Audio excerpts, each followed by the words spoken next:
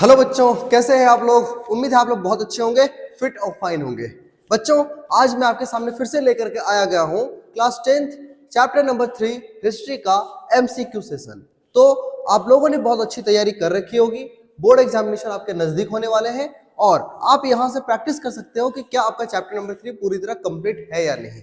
क्या आप लोगों ने लाइन बाय लाइन एक्सप्लेनेशन को बहुत अच्छे से समझा है, और यदि नहीं समझा है तो हमारे सारे वीडियोस चैप्टर नंबर 3 का पूरा सेशन पढ़ाया हुआ है, आप जाकर के पढ़ सकते हैं। तो आइए समझते हैं, और आज के क्लास में आप जो है सो चैप्टर नंबर 3 का एमसीक्यू सॉल्व करने वाले हैं। आपको आज के समय में क्या करना है, सबसे पहले तो बोर्ड पर आपको बहुत ज्यादा अटेंशन बना के रखना है, और यदि हो जाए आप क्वेश्चन को पढ़ पा रहे हो तो आपको सारे आंसर्स बताते जाने हैं, और आंसर्स को कमेंट सेक्शन में लिखने के बाद फाइनली आपको सबसे लास्ट में अपना स्कोर जो है वो भी कमेंट बॉक्स में लिखना है। यदि आप इतना कर पा रहे हो और आपका स्कोर बेहतर आ रहा है, इसका मतलब ये है कि आपकी तैयारी बढ़िया होने वाली है। चलिए, तो इस तरीके से स्टार्ट करते हैं आज की क्लास को बहुत ही शानदार तरीके से। और आपका सबसे पहला परम धर्म है आज की क्लास में कि आप जो है सो सारे क्वेश्चंस को बहुत ही ध्यान से पढ़कर उसका जवाब दें। तो चलिए स्टार्ट करते हैं सबसे पहले क्वेश्चन की तरफ। हमारा चैप्टर नंबर 3 का सबसे पहला क्वेश्चन,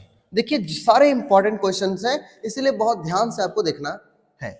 सबसे पहला क्वेश्चन है, अंतरराष्ट्रीय आर्थिक विनिमय का प्रवाह किस प्रकार के प्रवाह पर आधारित नहीं है। अच्छा, इस चीज को ध्यान देना है कि कभी कभी क्वेश्चन नेगेटिव पूछ देता है, हम अफर्मेटिव में जवाब देकर आ जाते हैं। अच्छा, तो आप जानते हो कि जब भी अंतरराष्ट्रीय आर्थिक विनिमय होता है, पूंजी का जो है सो बहुत ज्यादा इंटरनेशनल मीडियम में पैसों का जो आदान प्रदान होता है, ये किन किन कारणों की वजह से होता है। ये व्यापार की वजह से होता है, बिल्कुल होता है। श्रम बिल्कुल होता है। उद्योग बिल्कुल होता है। ये श्रीमान क्या है, ये तो बिल्कुल नहीं हो सकता है कि नहीं। तो इस तरीके से आपका ये ऑप्शन कंप्लीट होता है। अगला क्वेश्चन आपके सामने है, प्राचीन काल में किस स्थल मार्ग से एशिया, यूरोप और उत्तरी अफ्रीका का व्यापार होता था। आप लोगों ने पढ़ा है कि शुरुआत में एशिया, यूरोप और अफ्रीका जो है वो आपस में एक जमीनी रास्ते या थोड़ा सा समुद्री रास्तों से ये जुड़ा हुआ था। उस समुद्री रास्ते का नाम क्या है, तो उसका नाम है रेशम मार्ग। आई होप कि आपने पहले ही जवाब दे रखा होगा। चलिए अगला क्वेश्चन है हमारे सामने, देखिएगा। अगला क्वेश्चन है कि भारत में आने वाली पहली 2 यूरोपीय जातियां कौन कौन सी थी। बताइए, सबसे पहले यूरोप का कौन कौन सा देश है जो भारत में आया था। तो उसमें से एक देश तो वो होगा जिसने भारत की खोज की है, मतलब समुद्री रास्ते का खोज किया है। तो वो कौन सा देश था। अच्छा, सबसे पहले बताओ वो इंसान कौन था। तो उसका नाम था, आपने पढ़ा होगा, उसका नाम था वास्को डिगामा। वास्को डिगामा, ये उसका पूरा नाम था। और ये कहाँ का रहने वाला था, तो ये पुर्तगाल का रहने वाला था। और कब आया था ये भारत, तो 1498 को आया था। तो अब आपको याद करके तुरंत बता देना है कि कौन कौन सा देश पहले आया था। आपको आंसर मिल गया होगा। सबसे पहले पुर्तगाली आए थे, उसके बाद डच आए थे, है ना। तो ये 2 यूरोपीय ताकत है जो सबसे पहले भारत आए थे। अगला क्वेश्चन, इंग्लैंड कपास का आयात मुख्य रूप से कहां से करता था। सबसे ज्यादा जो कपास जो है वो कहां से मंगाया करता था, तो कपास जो है वो भारत से मंगाया करता था, क्योंकि भारत में सबसे बेस्ट क्वालिटी का कपास मिलता था। और जब इंग्लैंड में औद्योगिकरण आता है तो भारत के कपास का डिमांड वहां पर सबसे ज्यादा हो जाता है। चलिए नेक्स्ट क्वेश्चन। अगला क्वेश्चन ये है कि रिंडर पेस्ट क्या है। यदि आप लोगों ने हिस्ट्री के चैप्टर्स को बहुत अच्छे से पढ़ा है तो रिंडर पेस्ट के बारे में आपने पढ़ा होगा कि ये पशुओं में फैलने वाला एक बीमारी था, मतलब एक पशु रोग था जो कहां फैला था, तो अफ्रीका में फैला था। अगला क्वेश्चन, निम्न में से किस फसल की शुरुआत से यूरोपीय गरीब बेहतर खाने और अधिक समय तक जीवित रहने में सफल हुए। मतलब कौन सा नया भोजन आया, कौन सा नया फसल आया जिसकी वजह से इनका लाइफ स्टाइल बेहतर हुआ, भोजन की क्वालिटी में बेहतरीन हुआ, वो अच्छा हो गया, और इनका खाना रहन सहन अच्छा हुआ, और वे थोड़ा सा पहले से ज्यादा हष्ट पुष्ट हो गए, अच्छे स्वास्थ्य होना शुरू हो गया इनका। तो वो कौन सा था, तो आपने पढ़ा होगा ये आलू है, जिसकी वजह से आयरलैंड के लोगों की स्थिति बहुत अच्छी हुई। हालांकि पूरे यूरोप की स्थिति अच्छी हुई थी, लेकिन आयरलैंड कुछ ज्यादा ही उसके ऊपर निर्भर हो चुका था। चलो नेक्स्ट क्वेश्चन। हमारा अगला क्वेश्चन क्या है, 7th नंबर देखना है, बहुत ध्यान से देखना है। देखो अगला क्वेश्चन है कि यूरोपीय लोगों के कारण अमेरिका में कौन सी बीमारी फैली जो वहां के स्थानीय निवासियों के लिए अत्यंत घातक था और जानलेवा सिद्ध हुआ। बच्चों आपको पता है कि अमेरिका के ऊपर जो कंट्रोल किया गया, अमेरिका को उपनिवेश बनाया गया, वो एक बीमारी की वजह से ही हुआ। क्योंकि यूरोप के लोग वहां जब जाते हैं तो वहां पर एक बीमारी फैला देते हैं जिसका नाम है चेचक। और चेचक फैलाने से वहां के लोग, ज्यादातर लोग मारे जाते हैं, जिस वजह से वहां पर गुलाम बना पाना, उस देश को अपने कंट्रोल में ले पाना आसान हो जाता है। तो ये कौन सा बीमारी था? तो चेचक, ये आपको याद रखना चाहिए। अगला क्वेश्चन, निम्नलिखित में से कौन सी बीमारी अमेरिका के लोगों के लिए विनाशकारी साबित होता है? अच्छा, सेम क्वेश्चन लगता है यूरोपीय लोगों का। हाँ ठीक है, सेम क्वेश्चन रिपीट हो गया, ये भी चेचक ही होगा। चलो नेक्स्ट क्वेश्चन, अगला क्वेश्चन क्या है? अगला क्वेश्चन है, भारत से अफीम का निर्यात कहाँ किया जाता था? भारत में जो अफीम उगाया जाता था उसे कहाँ भेजा जाता था, किस देश को बेचा जाता था? तो आपने पढ़ा है कि उसे चीन में बेचा जाता था। भारत में उगाए जाने वाले अफीम को चीन में बेच करके वहां से हम लोग चाय वगैरह खरीद लेते थे, है ना। चलो आगे है, नूडल्स किस देश का मूल है ना, मतलब नूडल्स कहां से आया है? तो ये तो आप जानते होंगे, ये तो चीनी मटेरियल है ना, चाइनीज प्रोडक्ट है। अगला क्वेश्चन, आर्थिक महामंदी की शुरुआत कहां होती है? ये वीवीआई क्वेश्चंस, आपको बहुत इंपॉर्टेंट तरीके से इसे याद रखना चाहिए कि आर्थिक महामंदी क्या है, उसके कारण क्या थे, कब आया, किस देश से शुरू हुआ, ये तमाम क्वेश्चंस आपके दिमाग में होने चाहिए, एग्जाम के लिए बहुत इंपॉर्टेंट है। तो आर्थिक महामंदी की शुरुआत कहां से होती है? तो ये होती है आपके अमेरिका से, है ना। अगला क्वेश्चन, अमेरिका में आर्थिक मंदी की शुरुआत कब होती है? तो ये होता है आपका 1929, ये आपको याद रखना चाहिए। 1929 से आर्थिक महामंदी की शुरुआत होती है, फर्स्ट वर्ल्ड वॉर के बाद। फर्स्ट वर्ल्ड वॉर के बाद, फर्स्ट वर्ल्ड वॉर से पहले ब्रिटेन सबसे ज्यादा पावरफुल था, उसके पास बहुत पैसे थे, वो दूसरों को कर्ज दे सकता था। लेकिन फर्स्ट वर्ल्ड वॉर के बाद इतने पैसे खर्च हो गए कि वो अब कर्ज लेने वाला बन गया, और अब तक अमेरिका जो है सो अपने आप को बहुत ज्यादा स्टेबल कर चुका था, और स्टेबल करने की वजह से अब अमेरिका इतना ताकतवर बन चुका था कि वो सभी को कर्ज दे रहा था। लेकिन 1929 में अत्यधिक उत्पादन की वजह से जो है सो महामंदी का दौर आ जाता है, और महामंदी के समय में अमेरिका जो होता है वो भी अब पूरे जो यूरोप में उन्होंने पैसे बिखेर के रखा हुआ है, हर जगह को कर्ज बांट करके रखा हुआ है, अब वो कर्ज देना भी बंद कर देता है, और जिनको जिनको कर्ज दिया हुआ है उनसे वो कर्ज वापस ले लेता है। इस तरीके से महामंदी की शुरुआत होती है 1929 में। चलो आई होप ये समझ में आ गया होगा। अगला क्वेश्चन, अगला क्वेश्चन ये है कि ब्रिटेन की सरकार ने भूस्वामियों के दबाव में आकर निम्न में से किसके आयात पे पाबंदी लगा दी? तो आपको पता होगा एक लॉ आपने पढ़ा है, मक्का, आपने एक लॉ पढ़ा है जिसका नाम है कॉर्न लॉ। क्या है? Corn law. अब ये कॉर्न लॉ के बारे में आपने पूरे डिटेल में पढ़ा होगा चैप्टर में, जिसमें आपने पढ़ा कि कैसे ब्रिटेन की सरकार जो थी वो भारत से आने वाले, बाहर से आने वाले मक्के के आयात पे बैन लगा देता है, ताकि वहां के भूस्वामी, वहां के जो मक्का विक्रेता होते हैं उनको प्रॉफिट हो सके, है ना। तो इस तरह से ये मक्का था। किस देश ने मक्का के आयात पे पाबंदी लगाने के लिए कॉर्न लॉ पारित कर दिया? तो ये था आपका ब्रिटेन था, है ना। अभी अभी आपको सीख लिया है। चलो अगला क्वेश्चन का जवाब दो तुरंत। अगला क्वेश्चन लिखा है, 1840 के दशक के मध्य में आयरलैंड में किस बीमारी के कारण कौन सी फसल खराब हो गई, जिससे लाखों लोग भूखमरी के कारण मौत के मुंह में चले गए? तो आपने बताया कि आयरलैंड जो है, आयरलैंड के देश में किस फसल के वजह से बहुत सारे लोग मारे गए थे?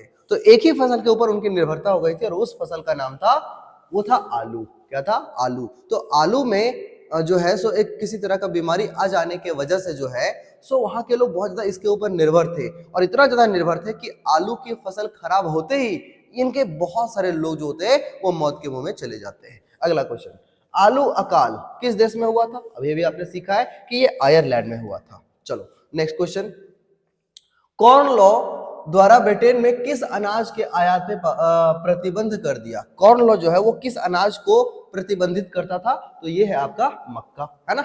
बृहद उत्पादन व्यवस्था किस देश में आरंभ की गई? तो बृहद उत्पादन, बहुत ज्यादा उत्पादन कहां से शुरू होता है? तो आप देख सकते हैं कि ये जो बृहद उत्पादन होता है ये आपका अमेरिका से शुरू होता है। बहुत सारा जो देश होता है, हालांकि ये रूस हो सकता है, यहाँ रूस हो सकता है, बहुत ज्यादा उत्पादन जो है वो रूस से स्टार्ट होता है, और धीरे धीरे बहुत सारे ऐसे ऐसे देश होते हैं जो बहुत बड़े पैमाने पे इसका खेती करते हैं, और जिस वजह से बृहद उत्पादन आ जाता है पूरे यूरोप में, और गेहूं का कीमत जो है वो बहुत ही डाउन हो जाता है। चलिए अगला क्वेश्चन की तरफ बढ़ते हैं।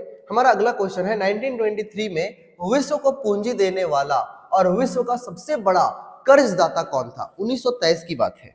1923 फर्स्ट वर्ल्ड वॉर के बाद सबसे ज्यादा पावरफुल बन के आ जाता है सामने अमेरिका, और ये सबसे बड़ा कर्जदाता बन जाता है ना बच्चों। और अभी तक वर्तमान में जो है सो सबसे अच्छी इकोनॉमी यदि देखा जाए तो वो आज भी अमेरिका के पास है।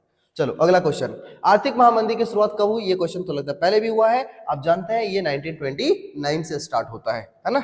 चलो नेक्स्ट क्वेश्चन, अगला क्वेश्चन आपके सामने है 1890 के दशक में अफ्रीका में मवेशियों में कौन सी बीमारी बहुत तेजी से फैल गई। तो ये क्वेश्चन भी शायद हमने किया है। ये है पशु में होने वाला एक पशु रोग जिसका नाम है रिंडर पेस्ट। रिंडर पेस्ट की वजह से अफ्रीका बहुत आराम से वहां के पशु मारे जाते हैं और वहां के लोगों को बहुत आराम से गुलाम बना लिया जाता है। अगला क्वेश्चन 1890 के दशक में रिंडर पेस्ट नामक बीमारी किस देश में बहुत तेजी से फैली। तो ये अभी भी आपने पढ़ा, ये आपका अफ्रीका में हुआ था। चलो नेक्स्ट क्वेश्चन। अगला क्वेश्चन है आपका 1928 से 1934 के बीच भारत में गेहूं की कीमत कितना % तक गिर गया। देखिए 1928 से 1934 की बात करें तो ये वही टाइम पीरियड है। इसी के बीच में 1929, इसका मतलब ये महामंदी का दौर था। महामंदी के दौर में गेहूं का जो कीमत है वो बहुत तेजी से डाउनफॉल होता है और ये लगभग 50% तक गिर जाता है। बहुत तेजी से उसका कीमत गिरता है। जितने किसान गेहूं लगाया है उसका उत्पादन का कॉस्ट में नहीं मिल पा रहा था। इस वजह से बहुत ज्यादा जो है सो गेहूं की कीमत में कमी आती है, किसान बेरोजगार हो जाते हैं और इस तरीके से महामंदी का दौर देखने को मिलता है। अगला क्वेश्चन, प्रथम विश्व युद्ध की समाप्ति के बाद किसके द्वारा यूरोप की अव्यवस्था को पुनर्जीवित करने का प्रयास किया जाता है। तो आप जानते हो कि प्रथम विश्व युद्ध के समाप्ति के बाद किसके द्वारा यूरोप की अव्यवस्था को पुनर्जीवित करने का प्रयास किया जाता है। तो ये किसके वजह से होता है, सोचो आप। जब प्रथम विश्व युद्ध खत्म होता है तो 1923 के आसपास में कौन वो देश होता है जो पूरे विश्व को कर्ज दे करके और उसकी इकोनॉमी को संभालने में मदद करता है। तो ये होता है बाबू अमेरिका। अमेरिका के वजह से ही जो है सो हमारा समझ लीजिए कि इकोनॉमी फिर से रिवाइव करता है और हम एक अच्छी स्थिति में आ पाते हैं महामंदी के दौर के बाद भी। अगला क्वेश्चन, विश्व का सबसे बड़ा शेयर बाजार कहाँ है। तो विश्व का सबसे बड़ा शेयर बाजार कहाँ है बताइए फटाफट। तो इसका जवाब होगा अमेरिका। अमेरिका सबसे बड़ा शेयर बाजार वाला मार्केट है। आर्थिक महामंदी की शुरुआत 1929 से हुई और यह संकट 30 के दशक के मध्य तक बना रहा 1934 के आसपास में। इस दौरान दुनिया के ज्यादातर हिस्सों में किसकी भयानक गिरावट दर्ज की गई। तो सबसे ज्यादा किसकी गिरावट आई। देखिए जब भी महामंदी आता है बाबू, ये महामंदी हुआ किस वजह से, अत्यधिक उत्पादन की वजह से हुआ। जब उत्पादन जो है बहुत ज्यादा हुआ तो जितने भी लोग थे उनमें रोजगार की कमी आई, है ना, और रोजगार की कमी आई, साथ ही महामंदी का दौर था तो आय और व्यापार में भी नुकसान हुआ। तो इस तरह से इसका जवाब होना चाहिए इनमें से सभी। इन सभी में बहुत भयानक गिरावट देखने को मिलती है ना। उत्पादन भी बहुत तेजी से गिरता है ना, रोजगार जो है वो भी नहीं मिल रहा होता है, आय और व्यापार तो सबका खराब हो ही चुका है। तो महामंदी का दौर जो है वो इन तीनों पे बहुत ही बुरा प्रभाव डालता है। चलिए अगला क्वेश्चन देखिए। अगला क्वेश्चन क्या है, आपको सारे आंसर्स बताने जाने हैं कमेंट बॉक्स में और जितना भी स्कोर आएगा उसे अपने कमेंट बॉक्स में जरूर लिखना है। इससे आपको पता चलेगा कि आप औरों से कहां पे स्टैंड करते हैं। चलो नेक्स्ट क्वेश्चन, द्वितीय विश्व युद्ध कितने वर्षों तक चला। बताना है जल्दी से कि द्वितीय विश्व युद्ध सेकेंड वर्ल्ड वॉर कब से कब तक चला है। तो आप जानते हैं सेकेंड वर्ल्ड वॉर जो है सो 1939 से लेकर के 1945 तक चलता है और फर्स्ट वर्ल्ड वॉर 1914 से लेकर के 1918 तक चलता है। तो ये जो सेकेंड वर्ल्ड वॉर है इसका ड्यूरेशन यदि आप देखेंगे तो ये लगभग 6 साल का टाइम पीरियड होता है। तो इसका जवाब हो जाएगा 6 वर्ष, है ना।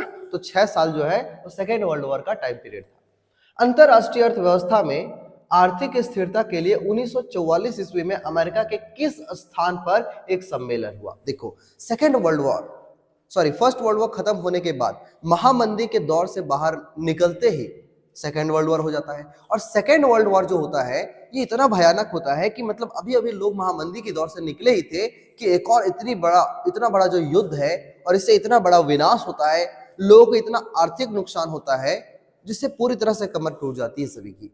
लेकिन ऐसी स्थिति में एक बहुत ही बड़ा सम्मेलन किया जाता है सारे देश मिल करके कि हम अपने आर्थिक स्थिति को कैसे सुधार सकते हैं। तो उसके लिए एक जगह होता है जहां पर एक सम्मेलन होता है, उस जगह का नाम आपको बताना है। तो इस जगह का नाम क्या है, न्यूयॉर्क है, ब्रेटन वुड्स है, शिकागो है या हॉलीवुड है। क्या होना चाहिए, तो ये है ब्रेटन वुड्स। ब्रेटन वुड्स में एक सम्मेलन होता है और यही वो जगह होता है जहां पर ये न्यू हैम्पशायर नाम का जगह होता है अमेरिका में, वहां पर ये मीटिंग होती है और वहां पर ही दो बहुत ही बड़ी संस्था बनाए जाते हैं जो आज भी वर्क कर रही है। उसका नाम है IMF, इंटरनेशनल मॉनेटरी फंड, और आपका IBRD जिसे बाद में वर्ल्ड बैंक भी कहा गया। ये दो संस्थान वहां पे बनाए जाते हैं। कब बनाए जाते हैं, तो 1944। ये भी आपको याद रखना चाहिए। चलो नेक्स्ट क्वेश्चन की तरफ बढ़ते हैं। अगला क्वेश्चन, द्वितीय विश्व युद्ध कब से कब तक चला। तो अभी हमने बात किया है कि द्वितीय विश्व युद्ध जो है 1939 से लेकर 1945 तक चलता है। अगला क्वेश्चन, पहला विश्व युद्ध खत्म होने के केवल 2 दशक बाद दूसरा विश्व युद्ध शुरू हो गया। बिल्कुल सही बात है। इनमें एक गुट धुरी शक्तियां थी और दूसरा जो धुरी शक्तियों में कौन था, मुख्य रूप से नाज़ी जर्मनी था, जापान था और इटली था, और दूसरा जो था वो मित्र राष्ट्र था। अब बताना है आपको कि मित्र राष्ट्र के साइड में कौन कौन से लड़ रहे थे। तो आप देखो, ब्रिटेन, सोवियत संघ, फ्रांस और भारत, ब्रिटेन, फ्रांस, अमेरिका और भारत, ब्रिटेन, सोवियत संघ, फ्रांस और अमेरिका, ब्रिटेन, फ्रांस और ऑस्ट्रिया। एक बात तो आपको याद रखना चाहिए, उस समय भारत जो है सो हम लोग एक इंडिपेंडेंट राज्य नहीं थे, मतलब हम इंडिपेंडेंट नहीं थे कि हम खुद जाकर के अपने एक अलग देश के नाम पे हम वहां पे लड़े, हम ब्रिटेन की ओर से लड़ रहे थे। तो यदि भारत आए तो आप उस ऑप्शन को एक पल के लिए जो है सो थोड़ा सा दरकिनार करिए। बाकी में देखो तो ब्रिटेन हो सकता है, सोवियत हमारे साइड में, रूस भी हमारे साइड से ही लड़ रहा था, हम ब्रिटेन की ओर से थे, और फ्रांस था, और अमेरिका ही होता है जो कि सबसे लास्ट में, मतलब समझ लीजिए अंतिम फैसला इसी के आधार पे होता है। यही जाकर के जापान के नागासाकी और हिरोशिमा पर जो है सो बॉम्ब गिराता है, एटम बॉम्ब गिराता है, और इस तरीके से जो है सो सेकेंड वर्ल्ड वॉर जो है वो अंत होता है ना। जापान का सरेंडर होता है और सेकेंड वर्ल्ड वॉर एंड कर जाता है। तो ये जो है सो आपका ऑप्शन नंबर 3 हो जाता है ना। आई होप सारा क्वेश्चन आपको समझ में आ रहा होगा। यदि ये सभी का पूरा एक्सप्लेनेशन आप चाहते हैं ना, तो आप जाकर के बहुत अच्छे से चैप्टर नंबर 3 का सारा प्लेलिस्ट चेक कर सकते हैं, उसमें आपको सारा एक्सप्लेनेशन किया गया है और आपको चैप्टर बहुत डेप्थ तक समझने को मिल सकता है। चलो नेक्स्ट क्वेश्चन, अगला क्वेश्चन है 31 का, कि ब्रिटेन वुड्स सम्मेलन किस वर्ष हुआ था। अभी अभी हमने इस क्वेश्चन को पढ़ा है कि ब्रिटेन वुड्स जो कि अमेरिका का एक जगह है, वहां पर 2 बड़े संस्थान का निर्माण करने के लिए कहां पर, किस जगह पे, सॉरी कब हुआ था वो सम्मेलन, कब हुआ था वो मीटिंग कब हुई थी, तो ये होगा आपका 1944, 1944 में ये सम्मेलन हुआ था। चलो नेक्स्ट क्वेश्चन, ब्रिटेन वुड्स सम्मेलन में अंतरराष्ट्रीय मुद्रा कोष, जिसको हम इंग्लिश में कहते हैं IMF, इंटरनेशनल मॉनेटरी फंड, तो अंतरराष्ट्रीय मुद्रा कोष की स्थापना किन उद्देश्यों को पूरा करने के लिए किया गया था।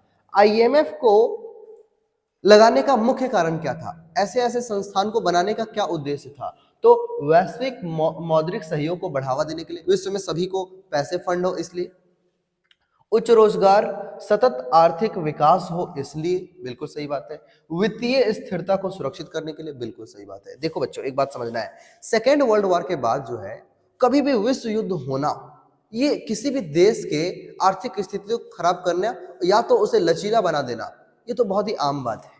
कहने का क्या मतलब है सर, कि कोई भी देश है, मान लेते हैं वो अच्छी स्थिति में है, लेकिन जब वर्ल्ड वॉर हो जाता है तो फिर उसकी अच्छी स्थिति जो है सो कब बुरी स्थिति में बदल जाएगा ये कोई नहीं जानता। मतलब ऐसी स्थिति में क्या होता है ना, आर्थिक व्यवस्था जो है, जो पैसे कौड़ी का मामला है, ये कभी भी ऊंचे नीचे हो सकता है।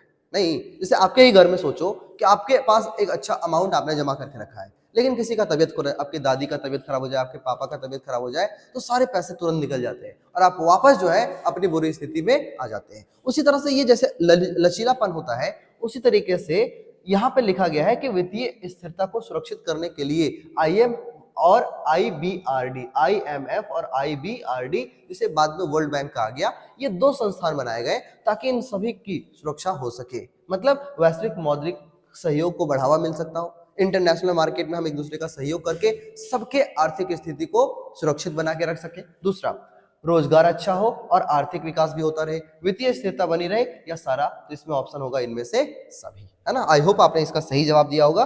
थोड़े थोड़े एक्सप्लेनेशन के साथ जब हम पढ़ते हैं तो आपको चैप्टर के कुछ कुछ फंडे भी समझ में आने लगते हैं, इसलिए थोड़ा सा एक्सप्लेनेशन जरूरी है। क्वेश्चन नंबर नेक्स्ट आपका है 33 नंबर क्वेश्चन, अंतरराष्ट्रीय मुद्रा कोष जिसे IMF की स्थापना 1944 ईस्वी में किस सम्मेलन में की गई थी, बताइए किस सम्मेलन, किस मीटिंग में हुआ था, तो आप जानते हो ये था आपका ब्रिटेन वुड्स। ब्रिटेन वुड्स सम्मेलन में ही जो है IMF और IBRD जैसी संस्था का निर्माण किया गया। अगला क्वेश्चन, किन संस्थाओं को ब्रिटेन वुड्स का जुड़वा संस्थान कहा जाता है, ये बहुत इंपॉर्टेंट क्वेश्चन है, VVI, है ना। ब्रिटेन वुड्स में 2 ऐसे कौन कौन संस्थान बनाए जाते हैं जिसे ब्रिटेन वुड्स का जुड़वा संतान या तो ट्विन्स ऑफ ब्रिटेन वुड्स कहा जाता है। तो आपको याद रखना चाहिए ये कौन कौन से थे, तो आप जानते हो ये IMF और विश्व बैंक, या तो उस समय हम IBRD के नाम से उस संस्था का निर्माण होता है। तो ये दोनों ऐसे संस्थान हैं जिसे ब्रिटेन वुड्स का जुड़वा संतान कहा जाता है, क्योंकि ये दोनों को एक ही साथ ब्रिटेन वुड्स के सम्मेलन के समय में ही बना दिया जाता है। चलो नेक्स्ट क्वेश्चन, अगला क्वेश्चन है, द्वितीय विश्व युद्ध के दौरान निम्न देशों में से किसे धुरी शक्ति माना गया, बताइए कि धुरी शक्ति के साइड में कौन से थे। अभी अभी हमने ऊपर पढ़ा कि बताइए मित्र राष्ट्र की तरफ से कौन से था, और फर्स्ट वर्ल्ड वॉर हो या सेकेंड वर्ल्ड वॉर हो, दोनों में मित्र राष्ट्र जो है, अलायंस पावर जो है, वो जो होते हैं वही समझ लीजिए कि आपका जो है मित्र राष्ट्र जो होता है वही उन्हीं का विजय होता है। तो आपको इस क्वेश्चन में बताना है कि बताइए धुरी शक्ति के साइड में कौन से थे, धुरी शक्ति की तरफ से कौन कौन से देश लड़ रहे थे। तो जर्मनी, जापान और इटली, ब्रिटेन, जर्मनी, ब्रिटेन तो हो ही नहीं सकता, फ्रांस तो फ्रांस हो सकता है, फ्रांस, जर्मनी, इटली, या ब्रिटेन, फ्रांस, रूस, ये भी नहीं हो सकता। अब आपको ये दो ऑप्शंस में से आपको समझना है। तो जर्मनी, जापान और इटली ये भी था, फ्रांस, जर्मनी और इटली नहीं, ये वाला ऑप्शन होगा आपका जर्मनी, जापान और इटली जो है वो धुरी शक्ति की तरफ से लड़ रहे थे, है ना। आई होप क्लियर हो गया होगा। चलो नेक्स्ट क्वेश्चन, हमारा अगला क्वेश्चन है ब्रिटेन वुड्स का ज्यादा लाभ किन देशों को मिला। आप सोचो ब्रिटेन वुड्स कौन सा संस्थान था, एक बार तुरंत रिवीजन करते हैं। ब्रिटेन वुड्स जो है वो एक जगह है, कहां पर, अमेरिका में, अमेरिका में कहां, न्यू हैम्पशायर, न्यू हैम्पशायर नाम का एक जगह है अमेरिका में, वहां पर ब्रिटेन वुड्स नामक मतलब जगह है। वहां पर 1944 में एक सम्मेलन हुआ और उस सम्मेलन, वहां का नाम क्या था, तो ब्रिटेन वुड्स नाम है। तो ब्रिटेन वुड्स में हुआ और वहां पे दो संस्थान बनाए गए, एक बनाए गए IMF और दूसरा बनाया गया IBRD। इस तरह से ये दो संस्थान जो बनाए गए, इसे ब्रिटेन वुड्स का जुड़वा संस्थान भी कहा जाता है ना। अब आपको ये बताना है कि ये जो दोनों संस्थान जो बने हैं ये किसको ज्यादा सपोर्ट कर रहा था, किन देशों को इससे ज्यादा फायदा हुआ। तो ये याद रखिएगा, ये विकसित देशों को और जो औद्योगिक देश था केवल इसको ज्यादा फायदा हुआ, क्योंकि जो विकासशील देश या अल्प विकसित देश थे इन पर ये शुरुआत में ध्यान नहीं दे रहे थे। फिर हम आगे पढ़े कि कैसे G77 का गठन होता है ना, ये भी हम आगे पढ़ाते हैं आपको। देखिए अगला क्वेश्चन, ब्रिटेन वुड्स संस्थान में अपेक्षित लाभ नहीं मिलने पर उनकी प्रतिक्रिया में विकासशील देशों ने किस आर्थिक समूह का गठन किया। देखो क्वेश्चन आ गया अभी कि जब IMF और IBRD जैसी संस्थान जो है वो अल्प विकसित या विकासशील देशों का जब हेल्प नहीं करती है, तो आपको सोचना है कि ये विकासशील देश जो है ये सभी आपस में ही मिल करके और कौन सा एक संगठन बनाते हैं, तो उस संगठन का नाम होता है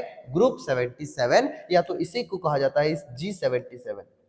ये सभी आपस में मिल करके और तय करते हैं कि हम आपसी सहयोग से ही हम जो है सो अपनी स्थिति को संभाल लेंगे। बिना IMF और IBRD के बिना सहयोग लिए हम आपस में ही सहयोग करके अपनी स्थिति को खुद बेहतर करने के बारे में सोचेंगे, और इस तरीके से G77 का निर्माण होता है। चलो नेक्स्ट क्वेश्चन, अगला क्वेश्चन, बृहद उत्पादन पद्धति से बनी पहली कार का नाम क्या था। बच्चों एक बात और समझना है, जैसे ही फर्स्ट वर्ल्ड वॉर खत्म होता है, आप जानते हो कि किस तरह से सारे जो देश होते हैं वो अपने आप को बेहतर स्थिति लाने का प्रयास करना शुरू कर देते हैं। तो अमेरिका में आपको याद रखना होगा, अमेरिका में एक व्यक्ति था जिसका नाम था हेनरी फोर्ड, जिसकी कारें भी आती है आज के समय में, है ना। तो हेनरी फोर्ड जो होती है ये असेंबली लाइन तैयार करता है। क्या करता है, असेंबली लाइन, मतलब मस्त लाइन बना देता है, और यहाँ पे पहिए लग रहे हैं, यहाँ पे लाइट्स लग रहा है, यहाँ कार का शीशा लग रहा है, आगे सीट लग रहे हैं। इस तरीके से सारा प्रोसेस एक जगह पे एक ही काम हो रहा है। यहाँ कहीं पहिया लग रहा है तो यहाँ पहिया ही लग रहा है, इसे हम लोग सिर्फ कहते हैं असेंबली लाइन। इससे क्या होगा, जो सबसे लास्ट वाला पोर्शन होगा उस समय एक पूरा कार बन के तैयार हो जाता है, और हर मिनट एक एक कार निकल रहा है, क्योंकि सारा काम तो पहले से होते आ रहा है। इसे असेंबली लाइन कहते हैं। तो असेंबली लाइन के आधार पे हेनरी फोर्ड के द्वारा बनाया गया सबसे पहला कौन सी गाड़ी थी, तो वो था आपका टी मॉडल की गाड़ी। ये आपको याद रखना है, सबसे पहली जो गाड़ी है ये है आपका टी मॉडल की गाड़ी, ये जो है सो सबसे पहले वहां पे बना था। चलो नेक्स्ट क्वेश्चन, गाड़ियों के उत्पादन के लिए असेंबली लाइन का प्रयोग अमेरिका में सबसे पहले किसने किया। वही क्वेश्चन फिर से आ गया, तो आप पढ़ो, एडिसन, फिलिप्स, रूजवेल्ट या हेनरी फोर्ड। तो किसने किया था, हेनरी फोर्ड ने किया था। चलो नेक्स्ट क्वेश्चन, धन निष्कासन के सिद्धांत का प्रतिपादन किसने किया था। बताओ, धन निष्कासन, धन जा रहा है, ये भारत के एक व्यक्ति थे जो धन निष्कासन का सिद्धांत लाया, और ये बता रहे थे कि कैसे भारत में अंग्रेज सारे पैसे को कैप्चर करके और सारे पैसे को यहां से निकाल करके ब्रिटेन की तरफ भेज रहा है। तो ये जो धन निष्कासित हो रहा है भारत से, ये सिद्धांत किसने लाया है, तो ये grand old man of India दादा भाई नौरोजी, इन्होंने लाया है ना। इन्होंने धन निष्कासन का सिद्धांत लाया है, तो ये आपको याद रखना चाहिए। एक और बहुत ही बेहतरीन टॉपिक है ये। अगला क्वेश्चन, निम्न में से किस देश को वीटो का अधिकार प्राप्त नहीं है। अब आप जानते हो यूएनओ के बारे में आपने पढ़ा होगा कि UNO, United Nation Organization, second world war के बाद कोई न्यूक्लियर बॉम्ब का टेस्ट ना कर पाए या तो उसका उपयोग नहीं कर पाए, इसके वजह से यूएनओ जैसी संस्था बनाई गई। इसमें सुरक्षा परिषद है, क्या है, सुरक्षा परिषद। ये सारे टॉपिक आपको दिमाग में एकदम याद होने चाहिए। सुरक्षा परिषद है, और इस सुरक्षा परिषद में जो है टोटल इसमें 192 मेंबर है। कितने? 192 मेंबर। विश्व के लगभग सारे देश इसमें शामिल है।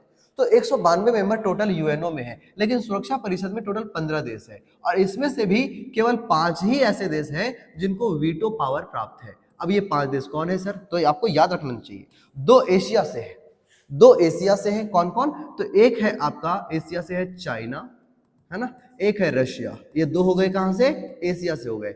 और 2 आपके यूरोप से। कौन कौन? एक है ब्रिटेन, एक है ब्रिटेन, और एक है फ्रांस, और एक है आपका उत्तरी अमेरिका, खुद यूएसए या तो अमेरिका बोलो। ये 5 ही ऐसे देश हैं जिनको वीटो पावर प्राप्त है।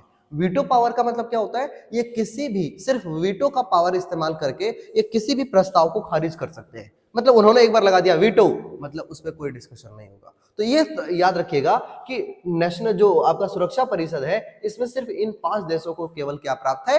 तो वीटो पावर प्राप्त है। तो अब देख लो, चीन को है, फ्रांस को है, रूस को है, तो कौन नहीं है? सिर्फ बेल्जियम नहीं है। बेल्जियम को जो है सो वीटो पावर नहीं प्राप्त है। चलो अगला क्वेश्चन 43, भूमंडलीकरण की संकल्पना कब प्रस्तुत की गई? तो आपको याद रखना चाहिए, भूमंडलीकरण मतलब सारे विश्व को एक साथ हो जाना चाहिए।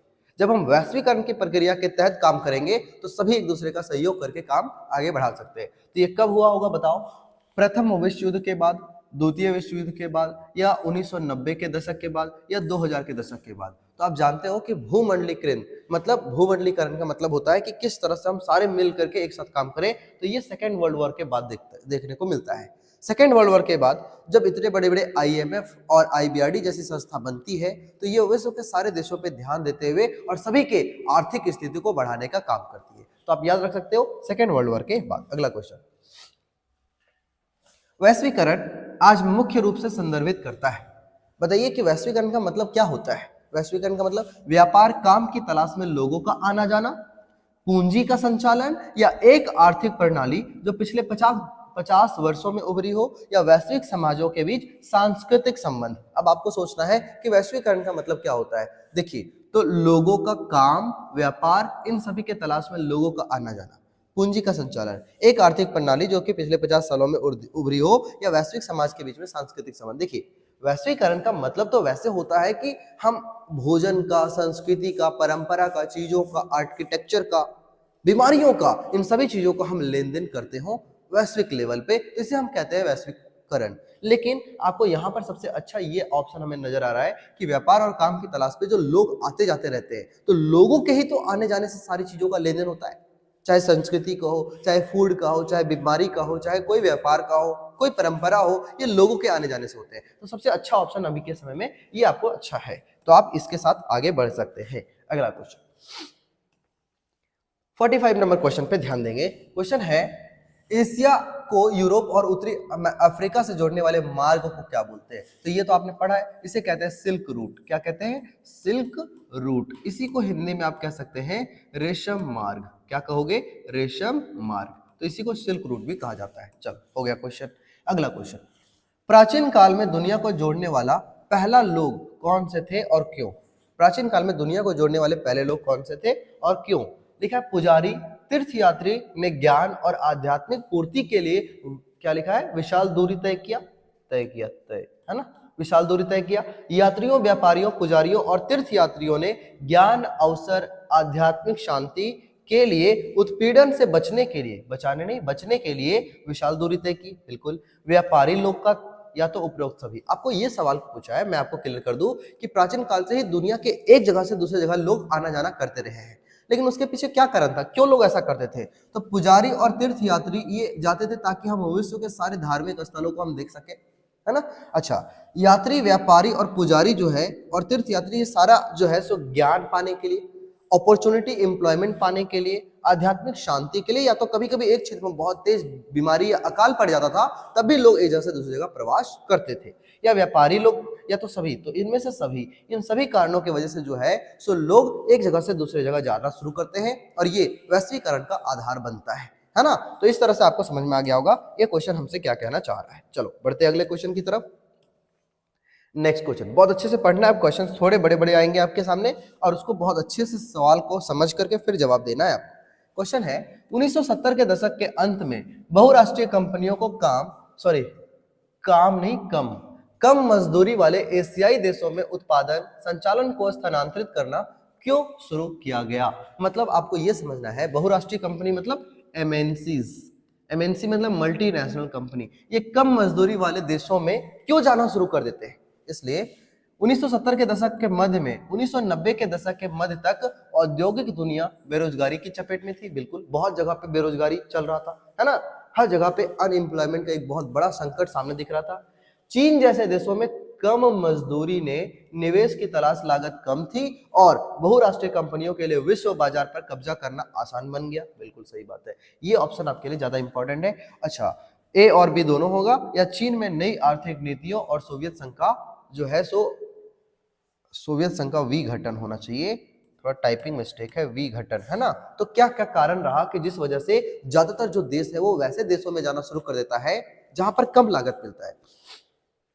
देखिएगा, सबसे पहले बेरोजगारी की चपेट तो हुई ही हुई, हर जगह पे बेरोजगारी की वजह से लोग परेशान थे। दूसरा, चीन एक ऐसा देश बनकर के सामने आता है जहां पर बहुत ही कम पैसे पे जो है सो मजदूर अवेलेबल हो जाते थे। इसीलिए विश्व के ज्यादातर देशों के जो लोग थे वो अपना सारा पूंजी को लेकर के चीन जैसे देशों में भागना शुरू कर दिया ताकि कम मजदूरी और कम निवेश पे काम शुरू किया जा सके। वैसे भी महामंदी का दौर और वर्ल्ड वॉर का जो दौर है वो ऑलरेडी बहुत परेशान कर चुका था, इसीलिए चीन में बहुत फास्ट जो है सो क्या आता है, बहुत ज्यादा इन्वेस्टमेंट आता है। और इस तरीके से हमारा ऑप्शन बनना चाहिए ऑप्शन नंबर ए और बी। ये दोनों बहुत ही अच्छे कारण रहे हैं। आपके बुक में एज इट इज लिखे हुए, आपको जाके पढ़ना होगा, एक एक लाइन समझना होगा। आप हमारे वीडियोस के थ्रू भी इसे सीख सकते हैं। चलो नेक्स्ट क्वेश्चन,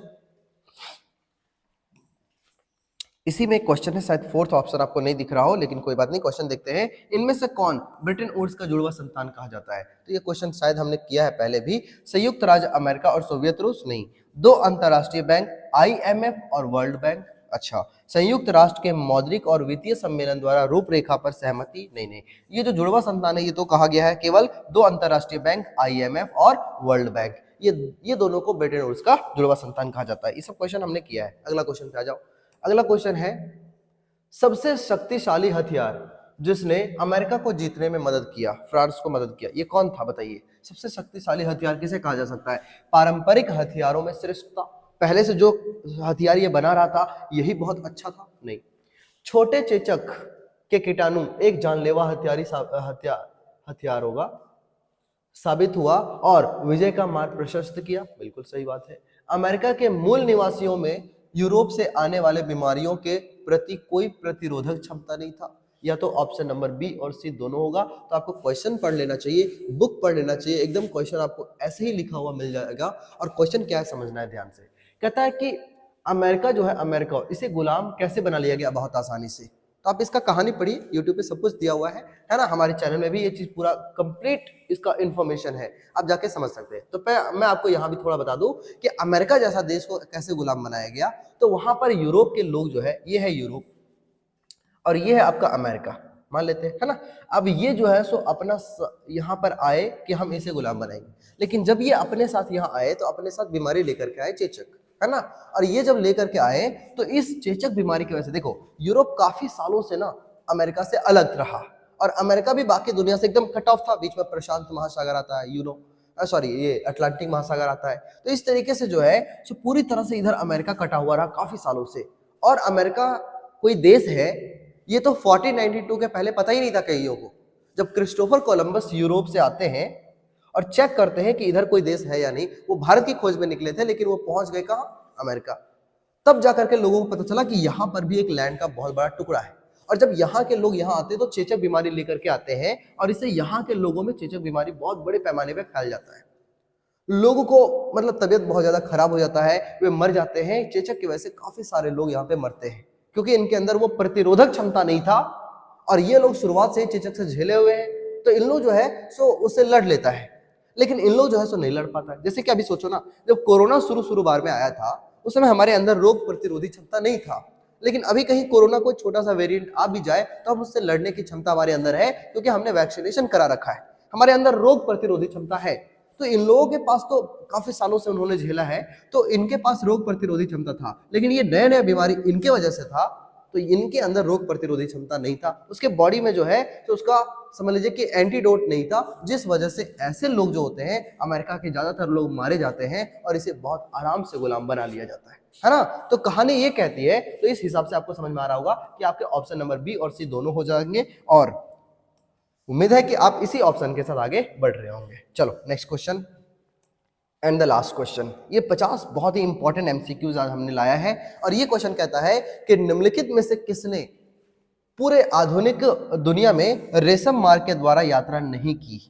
देखिए कौन ये थे जो सिल्क रूट के माध्यम से जो है सो यात्रा नहीं कर रहे थे। तो ऑप्शन है आपके सामने, ईसाई मिशनरी, व्यापारी, पर्यटक या मुस्लिम प्रचार। देखिएगा, तो ये सबसे पहले बात करें तो ईसाई मिशनरी, जो कि ईसाई धर्म का प्रचार प्रसार करने के लिए जो है सो विश्व लेवल पे सिल्क रूट के माध्यम से ही जो है सो आपका व्यापार वहां से यात्रा किया करते थे। ये इन्हीं रूट से यात्रा करते हुए अपने व्यापार को, अपने धर्म को जो है सो वैश्विक लेवल पे फैला रहे थे। दूसरा बात, व्यापारी लोग एक जगह से दूसरी जगह, पूंजी का जो आवागमन हो रहा है ये व्यापारियों की वजह से हो रहा है।